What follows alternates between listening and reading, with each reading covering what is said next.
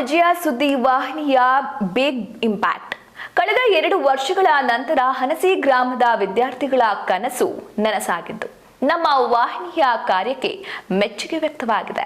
ಹೌದು, ಇದು ನಮ್ಮ ವಿಜಯ ನ್ಯೂಸ್ ಬಿಗ್ ಇಂಪ್ಯಾಕ್ಟ್.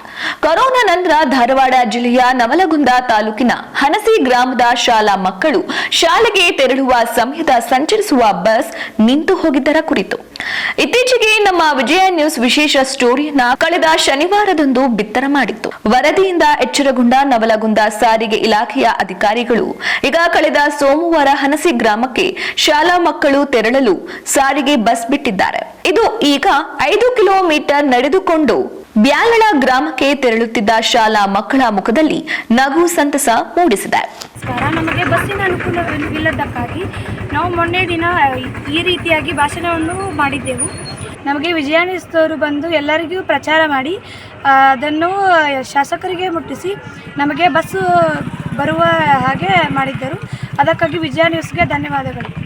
ರಸ್ತೆ ಉದ್ದಕ್ಕೂ ಮಕ್ಕಳು 5 ಕಿಲೋಮೀಟರ್ ನಡೆದುಕೊಂಡು ಹೋಗಿ ಹನಸಿ ಗ್ರಾಮದ ಮಕ್ಕಳು ಶಿಕ್ಷಣ ಪಡೆಯುವ ಸ್ಥಿತಿ ನಿರ್ಮಾಣವಾಗಿತ್ತು. ಅಲ್ಲದೆ ಇದರ ಕುರಿತು ಹನಸಿ ಗ್ರಾಮದ ಹಿರಿಯರು ಡಿಪೋ ಅಧಿಕಾರಿಗಳಿಗೆ ಬಸ್ ಬಿಡಲು ಮನವಿ ಮಾಡಿದ್ದರು. ಆದರೆ ಅದಕ್ಕೆ ಅಧಿಕಾರಿಗಳು ಕ್ಯಾರೆ ಎಂದಿಲ್ಲ. ಯಾವಾಗ ವಿಜಯ ನ್ಯೂಸ್ ಶಾಸಕ NH ಕೋನರೆಡ್ಡಿ ಹೆಸರಿನಲ್ಲಿ ಸುದ್ದಿ ಬಿತ್ತರ ಮಾಡಿತ್ತು, ಆಗ ಎಚ್ಚೆತ್ತುಕೊಂಡಿರುವ ಸಾರಿಗೆ ಇಲಾಖೆಯ ಅಧಿಕಾರಿಗಳು ಕೊನೆಗೂ ಬಸ್ ಸಂಚಾರ ಪುನರ್ ಆರಂಭ ಮಾಡಿದ್ದಾರೆ. ಇನ್ನು ವಿಜಯ ನ್ಯೂಸ್ ವರದಿಯ ಫಲಶ್ರುತಿ ಬಗ್ಗೆ ಮಕ್ಕಳು ಹಾಗೂ ಪೋಷಕರು ಹೇಳಿದ್ದು ಹೇಗೆ? ನವಲಗುಂದ ಡಿಪೋದಿಂದ ನಮ್ಗೆ ಹೈಸ್ಕೂಲಿಗೆ ಹುಡುಗರಿಗೆ ಬಸ್ ಇದ್ದಿದ್ದಿಲ್ಲ.